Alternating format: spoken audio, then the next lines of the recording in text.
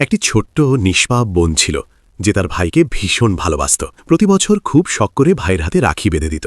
বলতো, ভাইয়া তোমার কিছু হয়ে গেলে আমি সব কিছু তোমার জন্য কোরবান করে দেব। ভাই মুচকি হেসে বলতো, তুমি রাখি বাঁধলেই হলো, এটাই আমার সবচেয়ে বড় রক্ষা কবচ।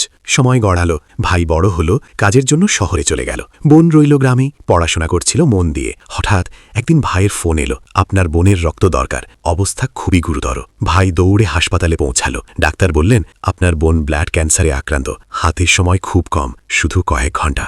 ভাই ভেঙে পড়ে কাঁদতে লাগলো। তখন দুর্বল কণ্ঠে বোন বলল, ভাইয়া কেঁদো না, রাখি তো আসছে না, এইবার আগেই বেঁধে দিচ্ছি, কে জানে আর সুযোগ পাবো কিনা। কাঁপাতে সে রাখি বের করে ভাইয়ের কবজিতে বেঁধে দিল। হালকা একটা হাসি দিয়ে বলল, এখন তোমার কিছু হবে না, আমার এই শেষ রাখি তোমাকে সবসময় রক্ষা করবে। ঠিক 10 মিনিট পর ওই ছোট্ট বোনটি শেষ নিঃশ্বাস ত্যাগ করল। ডাক্তাররাও চোখের জল ধরে রাখতে পারলেন না, ভাই অচেতন হয়ে পড়ল। যেই এই গল্প শুনেছে সবাই একটাই কথা বলেছে, এ শুধু বোন ছিল না, এ ছিল এক দেবী। আর হ্যাঁ বন্ধুরা, সেলিব্রিটিদের জন্য তো সবাই লাইক সাবস্ক্রাইব করে, চলো দেখি নিজের বোনের জন্য কে কে একটা লাইক, একটা সাবস্ক্রাইব আর একটা কমেন্ট